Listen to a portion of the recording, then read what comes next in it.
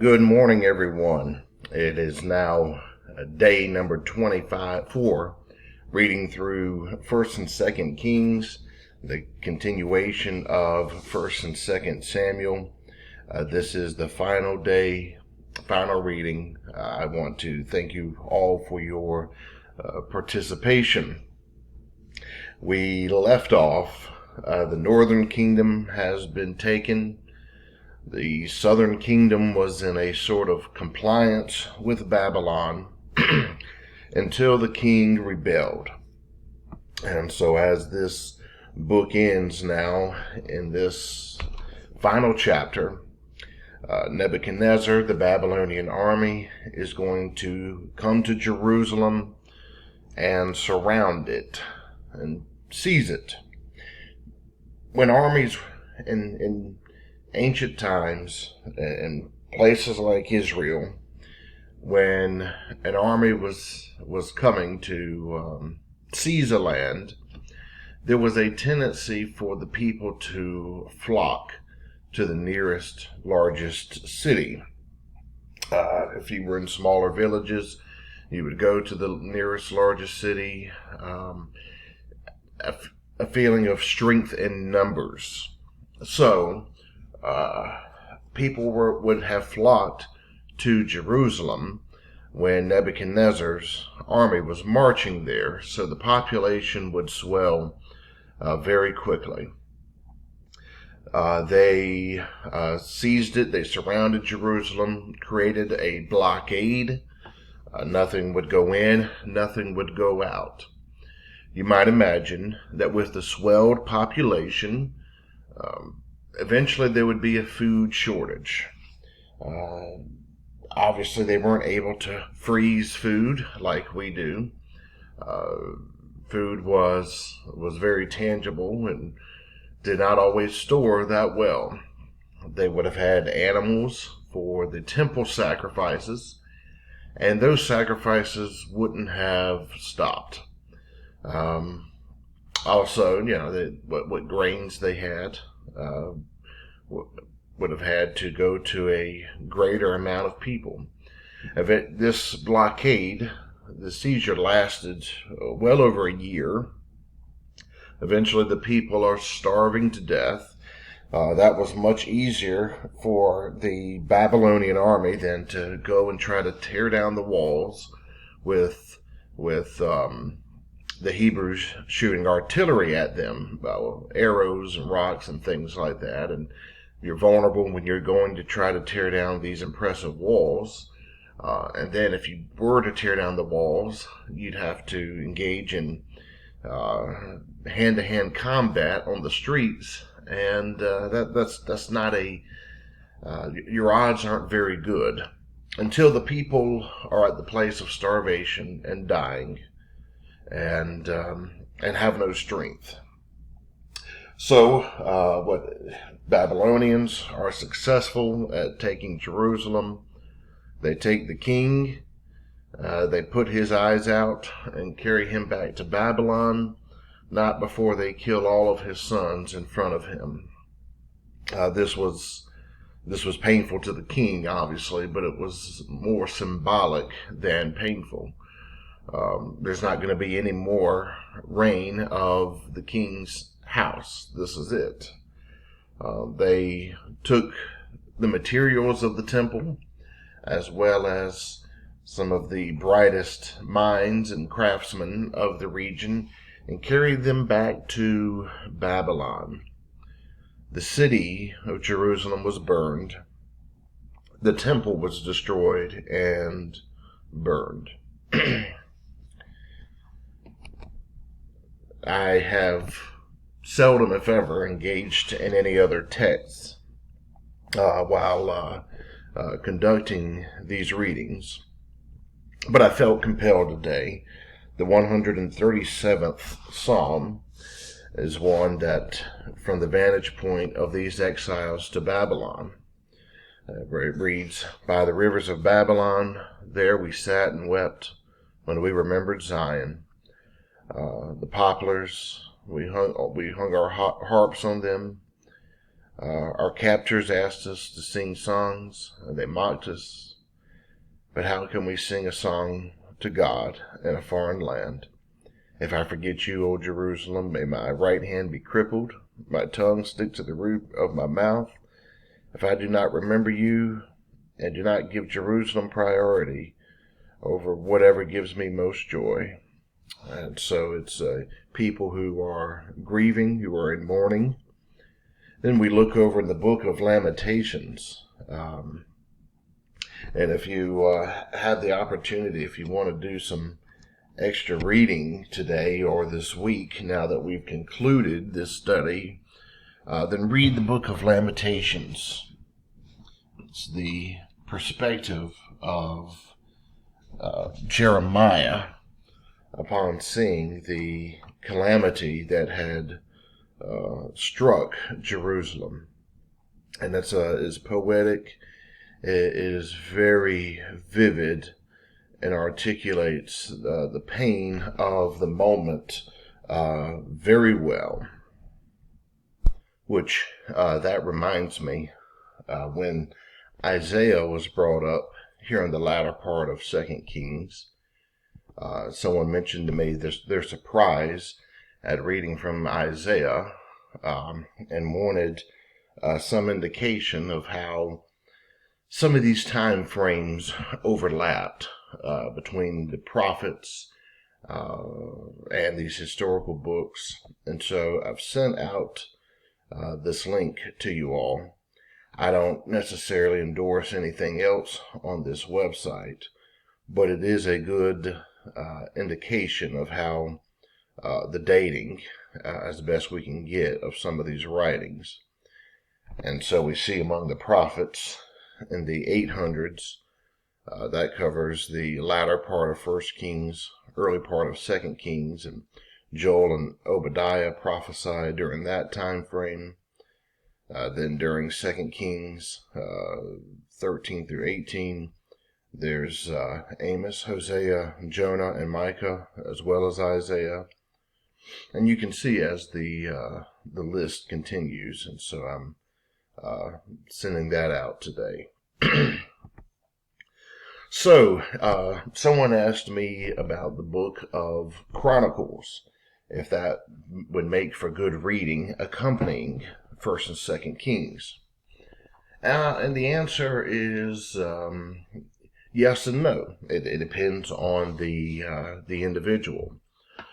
Chronicles was written as a history, covering much of the period and many of the events of 1st and 2nd Samuel and 1st and 2nd Kings.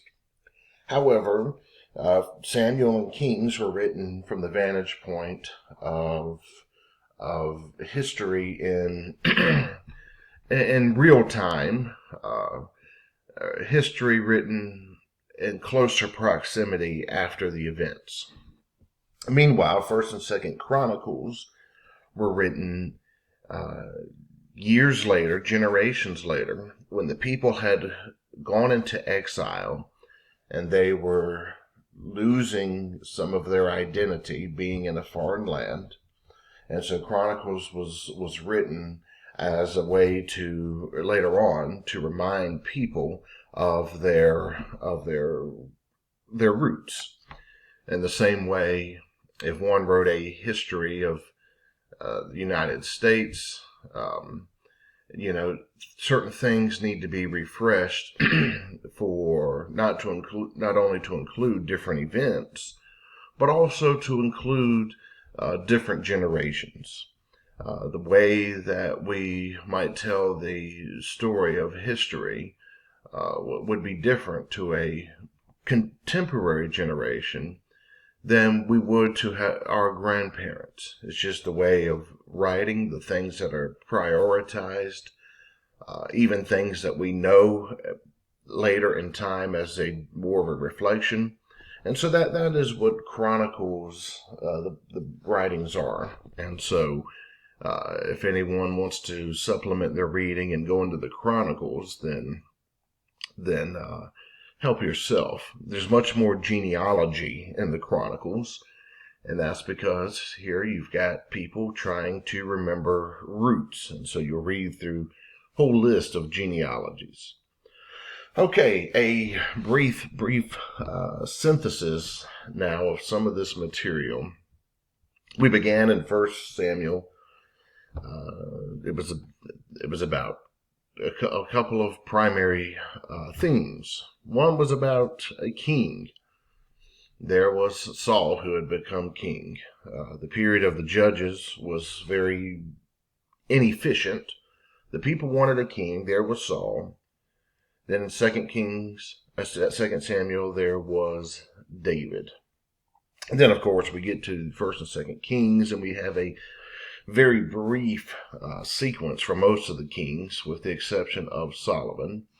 And so what we take from it is that the kings really were not all that much of an answer either. I remarked how there was plenty of negatives about David in 2 Samuel. However, now that we see the trajectory of things following him, we might see a little bit better why David was a more of an ideal king, the king of the covenant, to give a royal dynasty to. Also, in 1 Samuel, there's this theme of the presence of God via the Ark of the Covenant, which was lost very early on, returned. David brought it to Jerusalem.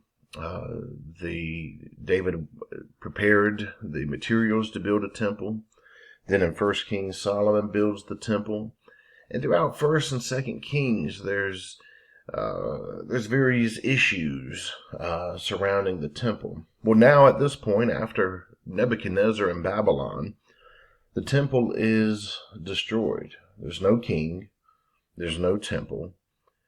And in a very real way, in Hebrew theology, there's no presence of God. God has left the land. That is how their writings go. That is how they saw it.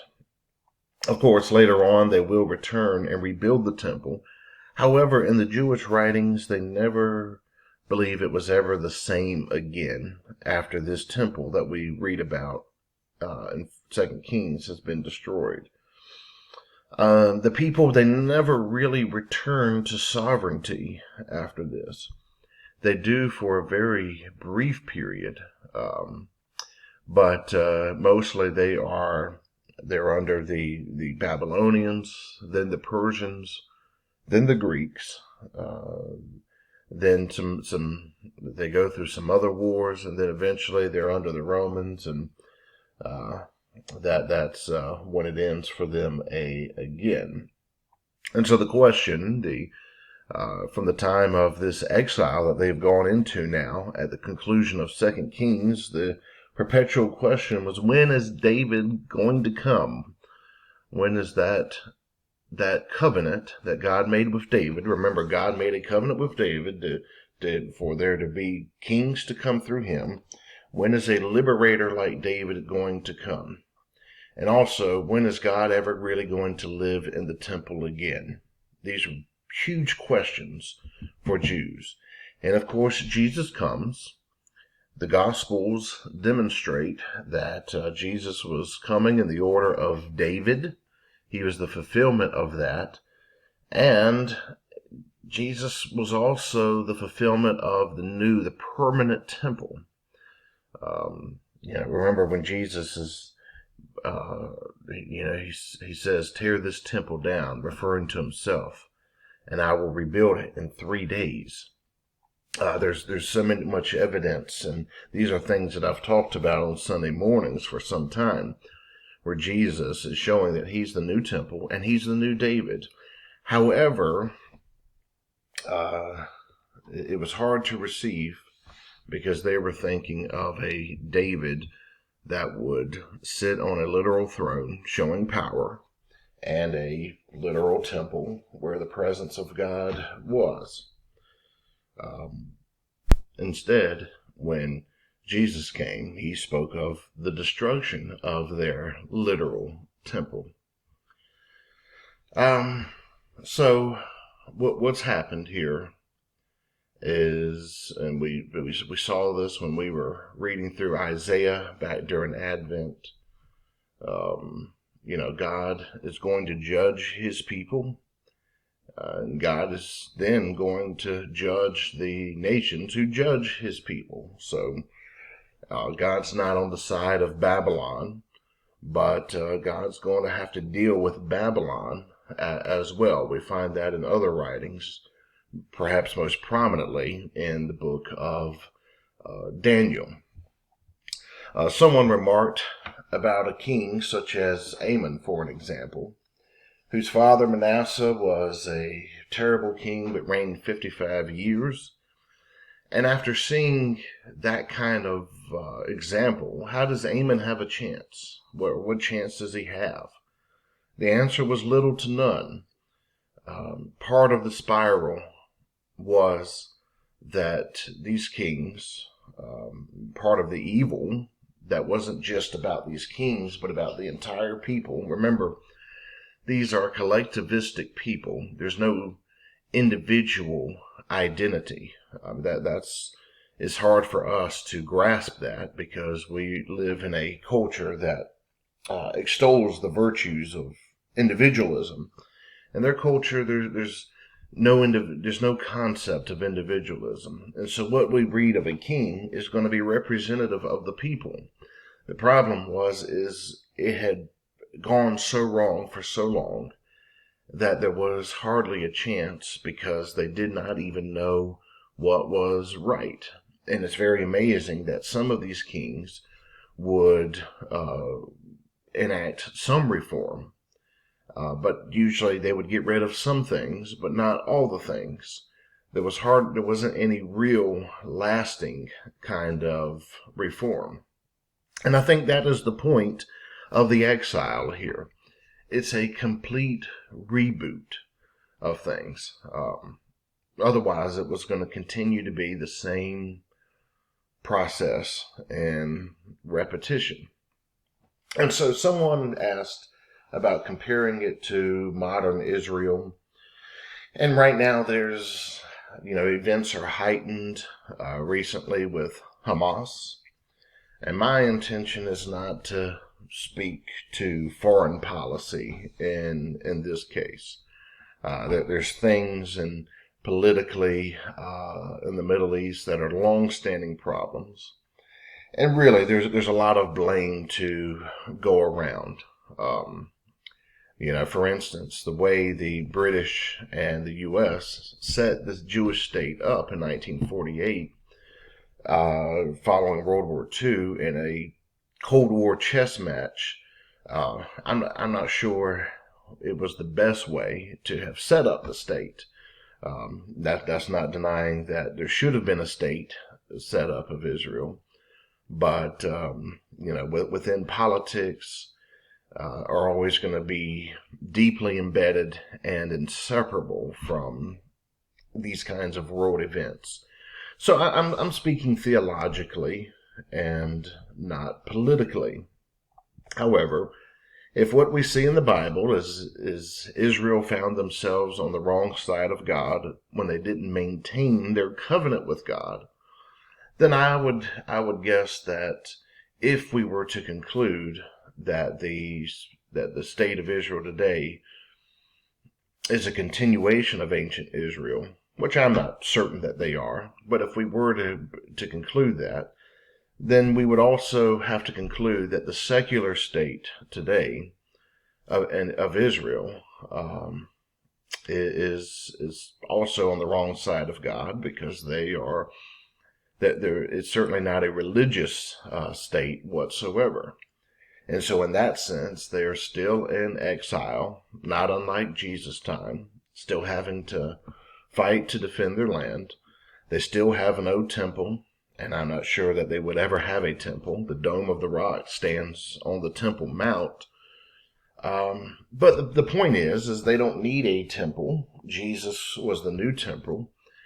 And with Jesus, wherever Jesus went, that became sacred ground. And so I think in New Testament theology, we're moving away from this idea of sacred ground, a sacred Temple Mount, a sacred Jerusalem, and a sacred Israel as far as geographic. And we're seeing wherever the church is, that is the sacred ground. It's, remember that they wanted a new David that would defend the sacred ground, and they rejected that David in Jesus because he didn't defend that sacred ground. It was that things were transforming from a focus on the nation state of Israel to this spiritual state of Israel, as it were, that would spread around the world via the church. And so someone asked, as far as the United States, what does this mean for our country regarding our political foreign policy with Israel? Would God turn his back on the United States? I don't believe that God is particularly loyal to any nation, not of modern nations. God uses nations, but I don't believe that there is any cause to believe that the U.S. is in a special covenant with God, even though, I do believe that the United States is the greatest nation on earth, even with all of our flaws. I also recognize that that's not what everyone teaches. That there are those that see the United States as being something of a sacred land with a special covenant with God, as well as the modern state of Israel. And if you believe that, then I'm not forcing you to lay that down, and nor do we have to find particular agreement on all of this. And so, the last thing that that someone mentioned was Christians in the United States becoming a minority, and maybe there's some parallels in ancient Israel as the righteous were becoming a minority, and I think that is correct. And in terms of Christianity here, and among the northern continents, particularly Europe and North America, Christianity is going into exile.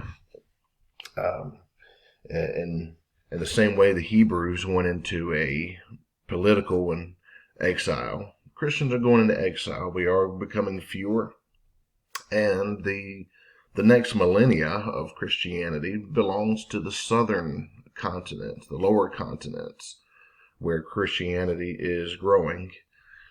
And, I'm not sure that there's much we can do other than be faithful as long as we are here. We realize when we're reading through 2 Kings how quickly it covers the lifespan of these people, even the good kings. They're included in a paragraph, maybe even just a couple of sentences, a chapter or two at the very most.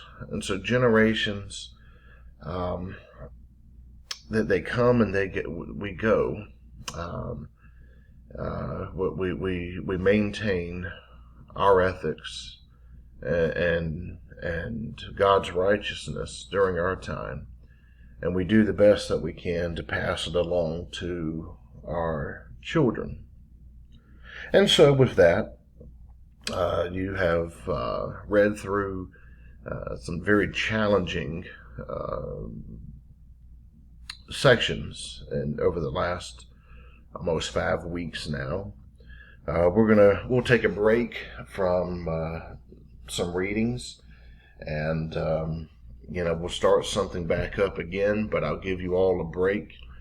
I feel like if I went directly into something else, there might be plenty of people tiring from all of this, and we might lose momentum. So give it a couple of weeks.